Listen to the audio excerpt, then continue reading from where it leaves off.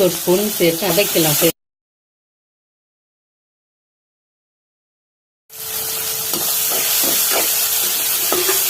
நல்லா வதங்கிடுச்சு. இதில் நம்ம கட் பண்ணி வச்சிருக்க சுரைக்காய் சேர்த்து வதக்கலாம்.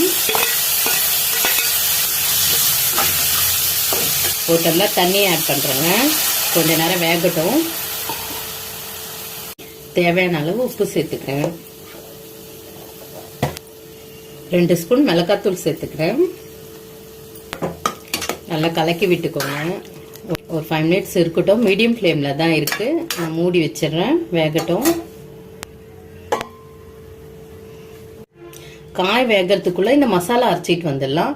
இதில் வந்து அரை மூடி தேங்காய், 1 ஸ்பூன் சோம்பு, 1 ஸ்பூன் பொட்டுக்கடலை இதை சேர்த்து அரைச்சிட்டு வந்துடுறேன். குழம்பு கொதிக்குதான்னு ஓப்பன் பண்ணி பார்க்கலாம். குழம்பு நல்லா கொதிக்குது.